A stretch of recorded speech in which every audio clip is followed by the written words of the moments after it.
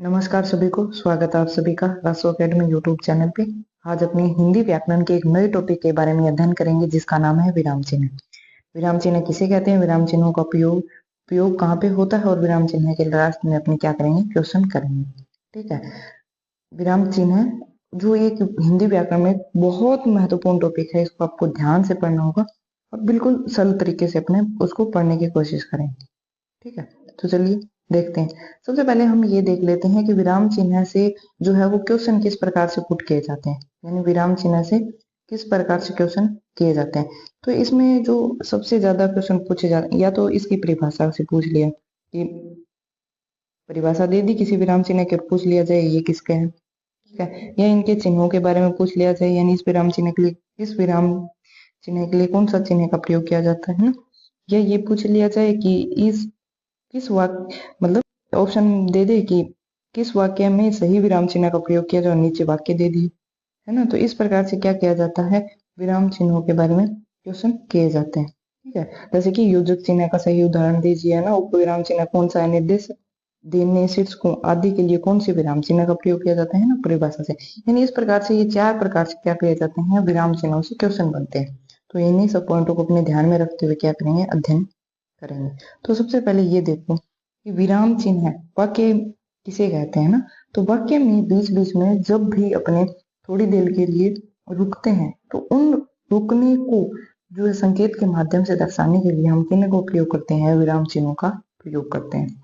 यानी विराम चिन्हों हिंदी व्याकरण में मतलब जब भी अपने कोई बात स्पष्ट करते हैं उसमें सबसे महत्वपूर्ण रोल होता है किसका, विराम चिन्ह का। अगर हम मान लीजिए कहीं लिखा होता है कोई भी, जैसे कोई भी बुक लिखी होती है ना, कोई भी बुक लिखी होती है, उसके अंदर अगर विराम चिन्ह, तो अपने को नहीं पता कहाँ पे रुकना है, ठीक है, नहीं पता। और हम अगर उसी को उसी वे में पढ़ते जाएंगे तो क्या हो जाएगा, उबाऊपन होगा ना। तो इसलिए विराम चिन्ह का प्रयोग बहुत अत्यंत आवश्यक है। अपनी बात को समझाने के लिए बहुत कम शब्दों में भी विराम चिन्ह का प्रयोग कर लेते हैं। जैसे यहाँ पे देखो, अरे क्या कर रहे हो, यहाँ पे वो आश्चर्य प्रकट कर रहा है ना, तो ये सिर्फ इससे स्पष्ट हो गया, इस विराम चिन्ह से क्या हो गया, अपनी बात स्पष्ट हो गई। वहीं अगर हम यहाँ पे लिखना पड़ता है कि हाँ वो किस प्रकार के भाव लिए हुए हैं, तो यहाँ पे अपने को भाव उसके आसानी से समझ आ गए। ठीक है, तो यानी विराम चिन्ह किसे कहते हैं, वाक्य के बीच में थोड़ी देर के लिए रुकने के लिए जिन संकेतों का प्रयोग किया जाता है उन्हें विराम चिन्ह किसे विराम चिन्ह कहते हैं। जैसे यहाँ पे है तुम्हारा नाम क्या है, तो यहाँ पे प्रश्नवाचक है ना, अरे क्या कर रहे हो संबोधन या विस्मयादि है ना, सुनो सुनो वो गा रहे हैं ना, पूर्ण विराम हो गया है ना, विराम। ठीक है, और यहाँ पे क्या है, विज्ञान वरदान में अभिशाप। यानी अब इनमें किन किन प्रकार के विराम चिन्ह का प्रयोग किया गया वो अपने आगे देखेंगे, लेकिन विराम चिन्ह का प्रयोग वाक्य के लिए कितना जरूरी है वो अपने यहाँ से देख सकते हैं। ठीक है, अब चलिए शुरू करते हैं।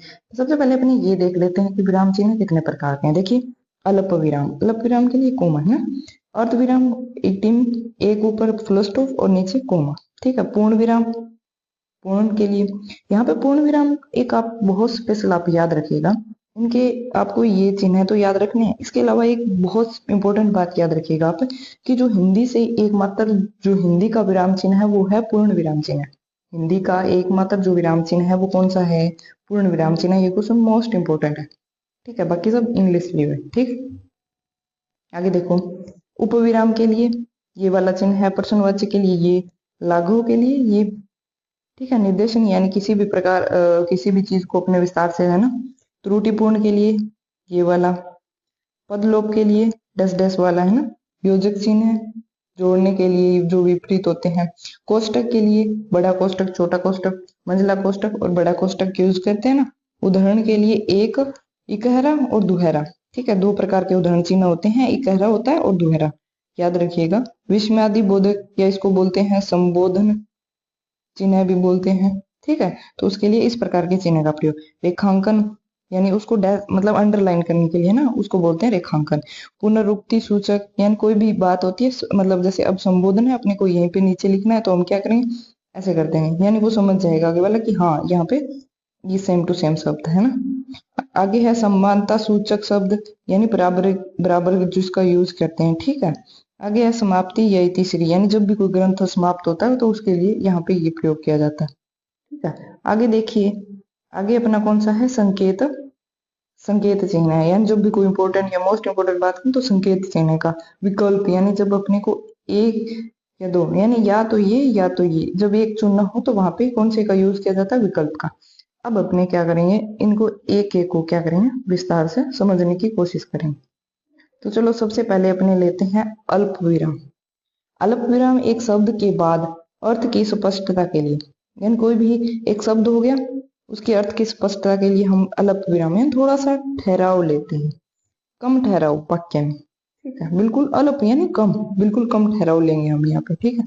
जैसे संज्ञा, सर्वनाम, विशेषण, क्रिया, इनके बीच में क्या थोड़ा सा ठहराव लेना, तो इसके लिए ये देखो किसका प्रयोग किया है, अल्प विराम का, छोटे छोटे उपवाक्यों के बाद। यानी संज्ञा, सर्वनाम, विशेषण, क्रियाओं को अलग छोटे छोटे उपवाक्यों के बाद, यानी को अलग करने के लिए छोटे छोटे उपवाक्य होते हैं, उनके बाद भी हम किसका प्रयोग करते हैं, अल्प विराम का। उदाहरण के बाद अपने को और ज्यादा समझ आएगा। संबोधन चिन्ह की तरह भी इसका प्रयोग होता है, लेकिन ये बहुत कम कंडीशन में होता है। विशेष सूचना, कोई भी किसी कथन को स्पष्ट करने के लिए भी इसका प्रयोग होता है, लेकिन सबसे ज्यादा प्रयोग क्या होता है, एक शब्द के बाद थोड़ा सा, जब बिल्कुल थोड़ा सा ठहराव लेना होता है। जैसे नाम हो गए है ना, नामों के जब अपने मोहन, गीता, सीता ऐसे नाम लेते हैं तब, ठीक है। या फिर कोई भी ग्रंथों के अगर नाम है तो उसमें भी अल्प थोड़ा सा ठहराव, यानी एक समांतर चीजें चल रही होती है, तो उसको स्पष्ट करने के लिए थोड़ा सा क्या करते हैं, विराम लेते हैं, उसे अल्प विराम कहते हैं, ठीक है। जैसे उदाहरण देखो, मोहन, गीता, सीता पढ़ रहे हैं, तो यहाँ पे ये देखो इनके बीच में क्या है, अल्प विराम है। सुनो, तुम कहाँ जा रहे हो, यानी यहाँ पे भी अल्प विराम, यहाँ पे ये किस चीज का है, संबोधन चीज का। ये बहुत कम यूज होता है, लेकिन हो सकता है, ठीक है। यहाँ पे ये भी ध्यान रखिएगा कि कभी कभार क्या होता है, अपनों ने पढ़ा कि संबोधन चिन्ह होता है, उसी का प्रयोग किसके लिए, संबोधन के लिए होता है। तो यहाँ पे इसको संबोधन मत कराना कि यहाँ पे लिखे जाए कि सुनो तुम कहाँ जा रहे हो, इसमें संबोधन चिन्ह है।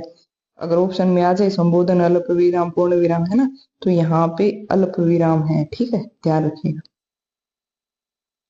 मोहन ने कहा तुम पढ़ते नहीं हो, है ना, कोई थोड़ा सा बात हम शाम, फिर ये क्या है, अल्प विराम, जो हमारे पड़ोसी हैं वह बहुत अच्छे हैं, है ना। तो इसमें क्या है, इस प्रकार से अपने अल्प विराम का प्रयोग करते हैं, तो जहाँ पे थोड़ा कम ठहराव से काम चल जाता है वो चीज। आगे देखो अर्धविराम। अर्धविराम में क्या होता है, किंतु, परंतु, अर्थात, जैसे, इसलिए, वरना आदि योजक शब्दों से पहले अपूर्ण से कम विराम, ठीक है। यहाँ पे अल्प विराम होता है, उससे थोड़ा सा ज्यादा रुकेंगे, ठीक है। इसमें क्या होता है, किंतु हो गया, परंतु हो गया, यथा, अर्थात, जैसे, इसलिए, वन आदि जो योजक शब्द होते हैं उनसे पहले किसका प्रयोग करते हैं, अल्प अर्धविराम का प्रयोग करते हैं। उससे पहले किसका प्रयोग करते हैं, अर्धविराम का। किसका प्रयोग, अर्धविराम का। किससे पहले, किंतु, परंतु, अर्थात, जैसे, इसलिए। याद रखिएगा आप। जैसे कि उदाहरण देखो, हम सोच कर नहीं गए वहां, इसलिए नहीं जा पाए। तो यहाँ पे इसलिए आया, इससे पहले किसका प्रयोग है, अल्प अर्धविराम का। किसका प्रयोग है, अर्धविराम का। ये शब्द आप याद रखिएगा। कभी कभार क्या होता है, अपने को स्पष्ट ही ये शब्द मिल जाते हैं, तो अपने सीधा स्पष्ट कर लें कि ये अर्धविराम यहाँ पे प्रयोग किया गया है। चिन्ह आपको विशेष रूप से याद रखने हैं, इनके लिए इस प्रकार के चिन्ह का प्रयोग किया जाता है। आगे वाला देखिए, अपूर्ण उपविराम। इसको बोलते हैं, अपूर्ण भी बोलते हैं या उपविराम भी बोलते हैं। अपूर्ण भी बोलते हैं, उपविराम भी बोलते हैं। याद रखिएगा कि इसको क्या बोलते हैं, अपूर्ण या उपविराम। यहाँ पे क्या होता है, थोड़ा ज्यादा रुकना होता है नाटक लेखन के पात्रों के नाम के आगे, ठीक है, या शीर्षक देने के लिए। दो चीजें आप विशेष याद रखिएगा। कोई भी जैसे नाटक हो गया, तो उसमें क्या, जैसे उसमें क्या होता है कि किसी का जैसे संवाद लिखना होता है ना, तो उसमें जो गीता लिख दिया, उसके बाद ये क्या हो गया, अपूर्ण विराम यानी उपविराम यूज कर लिया, उसके बाद उसकी जो है डायलॉग लिख दी। तो इस प्रकार से, है ना। या फिर शीर्षक देने हेतु किसी भी प्रकार का जैसे शीर्षक देना, जैसे अवधारणा, उसका विकास और लाभ, ठीक है। तो इस प्रकार से शीर्षक देने के लिए, जैसे सीता, हम कल विदेश जा रहे हैं, तो इस प्रकार से क्या किया जाता है, अपूर्ण विराम या उपविराम का यहाँ पे यूज किया जाता है। आगे देखो पूर्ण विराम। पूर्ण विराम एकमात्र जो हिंदी का विराम चिन्ह यहाँ पे आगे अपने वाक्य के अंत में प्रयोग किया जाता है, प्रश्नवाचक वाक्यों को छोड़ के। जितने भी प्रश्नवाचक वाक्य हैं उनको छोड़ दिया जाए तो सभी में अमूमन क्या करते हैं, अपने पूर्ण विराम का यूज करते हैं। जैसे मोहन और श्याम खेल रहे हैं तो यहाँ पे लास्ट में क्या हो गया कि पूर्ण विराम। आगे बात समझ। ओके, यानी एक बात ये मोस्ट इंपोर्टेंट है कि ये हिंदी का विराम चिन्ह है, ठीक है। आगे देखो, आगे है प्रश्नवाचक। प्रश्नवाचक में क्या, कितना, कब, कैसे, कहाँ जैसे वाक्यों के अंत में इसका प्रयोग किया जाता है। यानी प्रश्न कर रहा है यानी उसका जवाब आना चाहिए ना। जब भी कोई, जैसे अपने जवाब लेने के लिए किसी से कोई बात कहते हैं तो वहां पे क्या प्रश्नवाचक चिन्ह का अपने यूज करेंगे। जैसे क्या, कितना, कब, कैसे, कहाँ जैसे वाक्यों के अंत में जो किसका प्रयोग किया जाता है, प्रश्नवाचक का। जैसे तुम कहाँ जा रही हो, है ना, तो आगे से अपने क्या चाहते हैं, आगे वाले से आंसर चाहते हैं कि तुम कहाँ जा रही हो। कहीं तो बताएगा जयपुर, दिल्ली, कनेडा, ठीक है। तो इस प्रकार से अमेरिका, है। तो अब इसमें देखो आगे है विस्मयादि बोधक। इसको या तो संबोधन भी बोलते हैं, बोधक, संबोधक विराम चिन्ह, संबोधक, ठीक है। इसको क्या बोलते हैं, संबोधक विराम चिन्ह भी बोलते हैं या विस्मयादि बोधक, ठीक है, याद रखिएगा। इसमें क्या होता है, किसी को पुकारना हो उस प्रकार से। इसके अलावा भय, भय हो गया, आश्चर्य हो गया, दुख, ग्लानि, प्रेम, किसी को बधाई दे रहे हैं, प्रेरणा प्रकट कर रहे हैं आदि भावों के लिए हम किसका प्रयोग करते हैं, हम प्रयोग करते हैं विस्मयादि बोधक चिन्ह का। विस्मयादि बोधक चिन्ह के लिए एक अन्य जो शब्द को प्रयोग में लाते हैं उसको क्या बोलते हैं, संबोधन भी इसी प्रकार का है, संबोधक, संबोधक। इसके लिए भी यही चिन्ह है, लेकिन उसमें क्या करेंगे, हम किसको पुकारेंगे कि हे राम तुम कहाँ हो, है ना। तो मतलब इसमें एक तो उसमें क्या है, एक प्रेम का भी भाव या फिर एक मतलब दुख का भी भाव, है ना। तो इस प्रकार इसमें भाव भी आ जाते हैं। तो इस पर सेम सेम यही प्रयोग किया जाता है, ठीक है। इसमें देखो उदाहरण, वाह कितना सुंदर दृश्य है, छी कितने गंदे हो तुम, ठीक है। तो इस प्रकार ये किसका प्रयोग है, विस्मयादि। आगे अपने देखिए योजक चिन्ह। योजक चिन्ह में क्या होता है, मतलब विपरीत, जो विपरीत चीजें होती है, मतलब विपरीत उनके बारे में बीच में योजक चिन्ह का प्रयोग किया जाता है, शब्द होते हैं, है ना। जैसे माता पिता, दादा दादी, द्वंद्व समास में सबसे ज्यादा प्रयोग किया जाता है जिसका, योजक चिन्ह। योजक चिन्ह का ना ये छोटा सा निशान होता है, ठीक है। इनके आप ये ध्यान रखिएगा, चिन्ह है, ठीक है। तो माता और पिता के बीच में ये रहा, ये कौन सा योजक चिन्ह है। दादा और दादी के बीच में योजक चिन्ह है। और जितने द्वंद्व समास में लगभग क्या है, अच्छा बुरा, है ना, अच्छा और यहाँ पे बुरा, है ना। तो इस प्रकार से ये कौन सा योजक चिन्ह है, ठीक है। कौन सा चिन्ह है, योजक। अब आते हैं निर्देशक चिन्ह। निर्देशक यानी इस प्रकार से बड़े बढ़ा के, यानी किसको, निर्देशन, यानी कथन की स्पष्टता प्रयोग के, है ना। कथन को जब भी हम स्पष्ट करते हैं तो उसके प्रयोग के लिए, उदाहरण के लिए वे सभी विद्यार्थी पढ़ रहे हैं, और वे सभी कौन थे, मोहन, श्याम, कृष्ण और आदि, ठीक है। तो यहाँ पे अपने अपने वे सभी विद्यार्थी पढ़ रहे हैं, इस शब्द की स्पष्टता के लिए यानी इसको विस्तार किया तो हम किसका प्रयोग करेंगे, निर्देशक चिन्ह का प्रयोग करें, ठीक है। आगे इतना समझ। आगे देखो, आगे है अपना लाघव चिन्ह। लाघव चिन्ह, लाघव चिन्ह के लिए इस प्रकार के चिन्ह का प्रयोग किया जाता है, यानी जो भी बड़े शब्द होते हैं, बड़े, उनको छोटा करने के लिए, बिल्कुल, है ना। तो किसका प्रयोग करते हैं हम, लाघव चिन्ह का प्रयोग करते हैं। जैसे पुल्लिंग, है ना, डॉक्टर को अपने डा लगा के ऐसे, यहाँ पे लाघव चिन्ह। सामाजिक विज्ञान को इस प्रकार से, संस्कृत को इस प्रकार से लिख सकते हैं ना। तो इनको शॉर्ट रूप में लिखने के लिए हम किसका प्रयोग करते हैं, लाघव चिन्ह का प्रयोग करते हैं, ठीक है। आगे देखो, त्रुटि या काक पद, या इसको बोलते हैं हंस पद या समरण चिन्ह। अब देखो कहीं पे आगे त्रुटि, ठीक है, और आपने पढ़ा होगा हंस पद, तो याद रखिएगा इसको इस सभी नामों से भी बुलाया जाता है।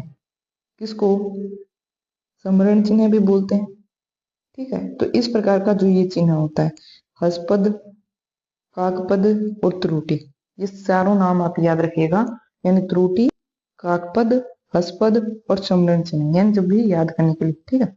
शब्द या वाक्यांश में जब भी अपने लिखते टाइम, तो क्या होता है कि भूल से कोई शब्द छूट जाता है तो हम उसके लिए किसका प्रयोग करते हैं, हम उसके लिए प्रयोग करते हैं त्रुटि या काकपद या हस्पद या समरण चिन्ह का। तो देखो उदाहरण है, मोहन रहा है, तो इसमें अपने खेल भूल गए ना, तो उसको किसके प्रयोग से, त्रुटि चिन्ह के प्रयोग से अपने लिख दिया ना, ये समरण चिन्ह के माध्यम से। ठीक है, गीता खा रही है, अब क्या खा रही है ना, खाना, तो ये रह गया था इसमें, तो अपने क्या लिख दिया, समरण चिन्ह के माध्यम से इसको लिख दिया, या काकपद के माध्यम से।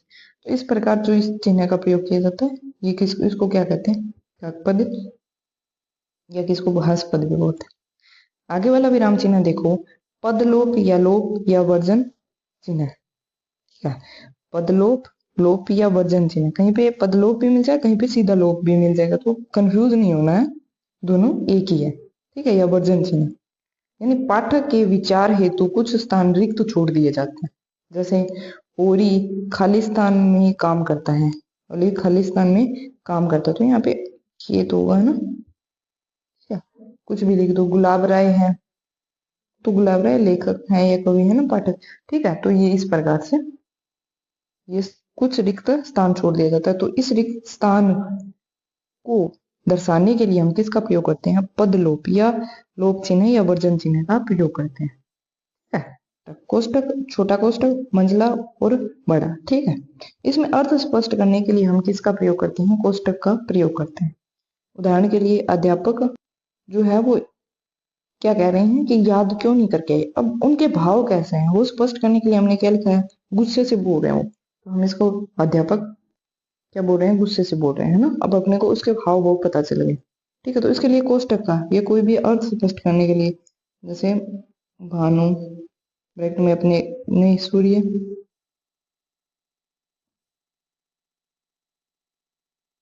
जल्दी उठना चाहिए है ना, तो यहाँ पे भानु एक प्रकार से व्यक्ति भी समझ लिया था, लेकिन अपने ब्रैकेट में क्या लिख दिया, उसका अर्थ स्पष्ट कर दिया, सूर्य की बात हो रही है ना, तो इसे सूर्य को ही अर्थ में देंगे। ठीक है, आगे देखो उदाहरण या अवतरण चिन्ह, इसमें इकहरा और दोहरा दो प्रकार के उदाहरण या अवतरण चिन्ह का प्रयोग करते हैं। जैसे अब एकल कहाँ प्रयोग किया जाता है और दोहरा कहाँ किया जाता है, वो देखो, जब किसी भी कथन को ज्यों का त्यों अपने प्रस्तुत किए जाते हैं, वहां पे क्या इसका प्रयोग करते हैं, उदाहरण या अवतरण चिन्ह का प्रयोग करते हैं। इतना बात आगे समझ। अब इसमें देखो, जहां पे भी लेखक का नाम होगा, उपनाम होगा, लेखक का जो उपनाम होगा, या पुस्तक होगी, या पत्र पत्रिकाएं होगी, उनके शीर्षक, उनके लिए सभी के लिए किसका प्रयोग करेंगे, इकहरा, इकहरा जो उदाहरण चिन्ह है उसका प्रयोग किया जाएगा। ठीक है, किसके लिए, जो लेखक हो गए उनके उपनामों के लिए, पुस्तकों के नाम के लिए, जो पत्र पत्रिकाएं आती हैं उनके नामों के लिए, जो शीर्षक उनके लिए। ठीक है, वाक्य में जैसे उदाहरण जयशंकर प्रसाद या प्रसाद के जो इनकी उपाधि उपनाम है, तो मतलब यहाँ पे क्या किया है अपनों ने, इनके लिए एक इकहरा उदाहरण चिन्ह का प्रयोग किया है। जैसे मैथिली शरण गुप्त, गुप्त तो अपने गुप्त के यहाँ पे ऐसे। ठीक है, तो ये किसका प्रयोग हो गया, अवतरण, इकहरा अवतरण। अब देखो दोहरा, दोहरे के लिए कहे गए कथन को ज्यों का त्यों जहां पे अपने लिखते हैं वहां पे दोहरे चिन्ह का प्रयोग करते हैं। जैसे तुलसी ने कहा था, तुलसीदास जी ने कहा था कि प्राधीन सपने सुख नहीं, यानी उनके वाक्य को ज्यों का त्यों अपने लिख रहे हैं, तो इसके लिए दोहरे अवतरण चिन्ह का अपने क्या करेंगे, प्रयोग करेंगे। ठीक है, आगे इतनी बात समझ में, इकहरा और दोहरा ये अवतरण चिन्ह है, या इसको बोलते हैं उदाहरण चिन्ह। ठीक है, अब आगे वाला देखो, आगे अपना रेखांकन चिन्ह। रेखांकन यानी किसी भी शब्द या वर्ण या वाक्यांश के विशेष महत्व को बताने के लिए अंडरलाइन करते हैं ना, वही किसी भी शब्द या, इसके लिए कौन सा इस प्रकार अंडरलाइन किया जाता है, यानी ऊपर शब्द तो अंडरलाइन करते हैं। ठीक है, तो किसी भी शब्द या वर्ण या वाक्यांश के विशेष महत्व को बताने के लिए, जैसे प्रेमचंद ही गोदान उपन्यास के लेखक, गोदान को अपने को हाईलाइट करना है, तो अपने को रेखांकन कर दिया। ठीक है, तो रेखांकन आगे आपको रेखांकन विराम चिन्ह। अब आगे देखो पुनरुक्ति चिन्ह या अनुवृत्ति चिन्ह। पुनरुक्ति या अनुवृत्ति, दोनों नाम आप याद रखिएगा, कहीं अनुवृत्ति दे दिया आप ना समझो है ना, लेकिन एक दोनों एक ही है। ठीक है, कहीं आपने पुनरुक्ति पढ़ा हो और अनुवृत्ति आ जाए, देखिए ये दोनों एक ही है। उसके लिए जैसे उदाहरण से देखो, आप तब समझ आएगा कि मोहन खेलता है, श्याम खेलता है। अब अपने ने यहाँ पे खेलता है प्रकट नहीं किया, दोनों ही खेल रहे हैं। ठीक है, तो हमने क्या किया, ऊपर वाला वाक्य था उसी को स्पष्ट करने के लिए हमने किसका प्रयोग कर दिया, अनुवृत्ति का, यानी सेम जो बात है। अब यहाँ पे श्याम जो है वो खेलता है, ठीक है, वो तो हो गया स्पष्ट। लेकिन श्याम है वो घर जाता है खेल के, तो अब शाम ही जा रहा है तो अपने शाम को वापस नहीं लिखा, उसके लिए हमने किस चिन्ह का प्रयोग किया? अनुवर्ती या पुनरुक्ति चिन्ह का। ठीक है, अब आगे देखो, समानता, समता या तुल्यता या समानता को प्रकट करने के लिए तुल्यता यानी तुलना की जाती है ना, जो भी तोल के लिए ताकड़ी का प्रयोग किया जाता है देखिए होगी, तो वहां पे तुल्यता यानी समानता के लिए, तो उसमें बराबर है। ठीक है, किसी भी शब्द का अर्थ बताने के लिए और किसी भी समान मात्रा को दर्शाने के लिए किसका प्रयोग किया जाता है? समता या तुल्यता का। ठीक है, किसका प्रयोग? समानता या समतुल्यता। जैसे लोचन, यानी इसका अर्थ स्पष्ट करें कि नयन, है ना, समान है लोचन और नयन, मतलब एक ही बात है। 1 kg बराबर, इसको यहाँ पे ये समानता 1000 ग्राम। ठीक है, 1 केजी समता ये दर्शाने के लिए हम इसका प्रयोग किया, 1 केजी बराबर 1000 ग्राम। ठीक है, ये इसकी ये चिन्ह है, मतलब समता या तुल्यता का है, याद रखिएगा। इसको दो नामों से जाना है, यानी पुनरुक्ति चिन्ह को अनुवृत्ति के नाम से भी जाना जाता है और समता को तुल्यता के भी नाम से जाना जाता है।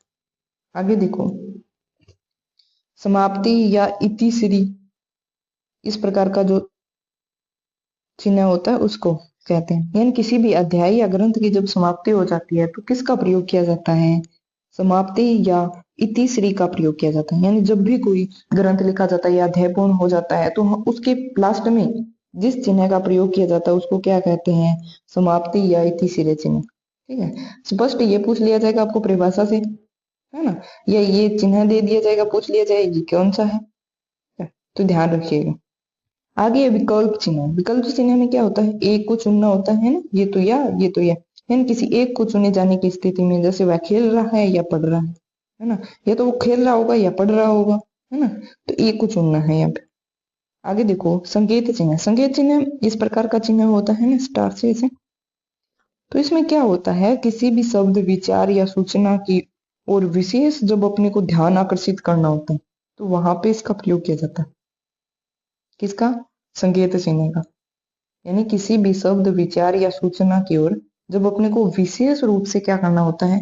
ध्यान को आकर्षित करना होता है, वहां पे किसका प्रयोग करेंगे? अपने संकेत चिन्ह का। जैसे इस पाठ के महत्वपूर्ण बिंदु, तो यहाँ पे किसका? ये इंपॉर्टेंट बात बता रहे हैं अपने, तो किसका प्रयोग कर रहे हैं?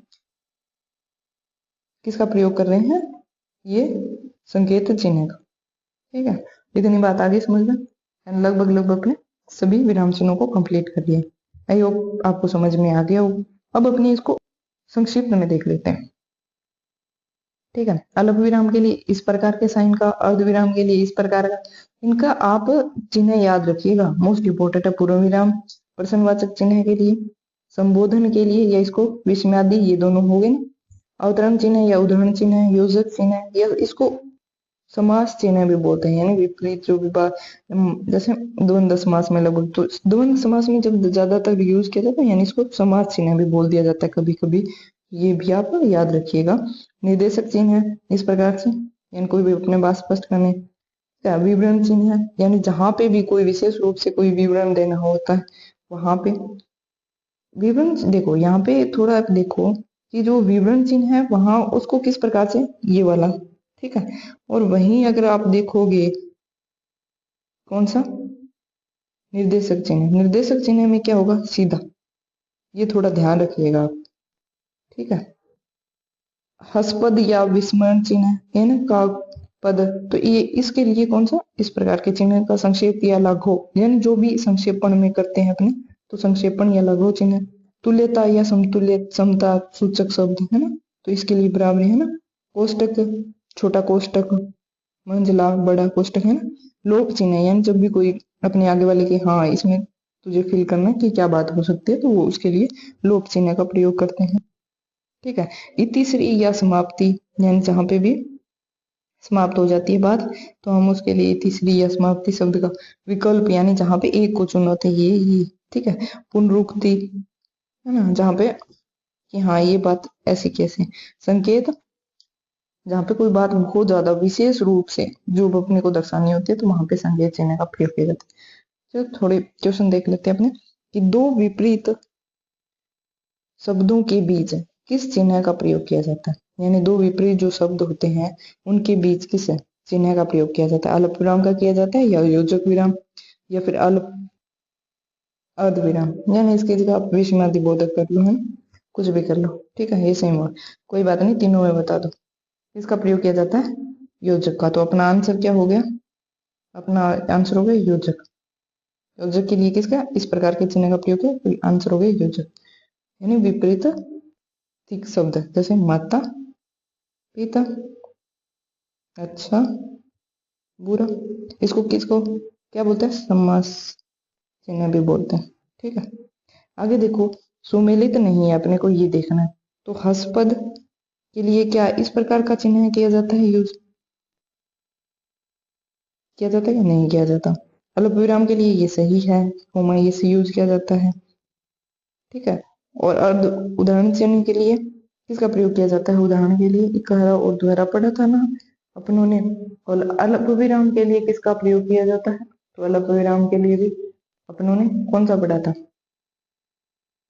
ये वाला चिन्ह, तो ये सब सही है। हस्पद के लिए कौन से विराम के चिन्ह का ये गलत है, तो हस्पद के लिए यानी त्रुटिपूर्ण या काकपद है ना, तो वो इसके लिए इस प्रकार से चिन्ह का प्रयोग किया जाता है। आई होप आपको टॉपिक समझ में आ गया। धन्यवाद सभी को। चैनल को लाइक शेयर सब्सक्राइब जरूर से कीजिएगा।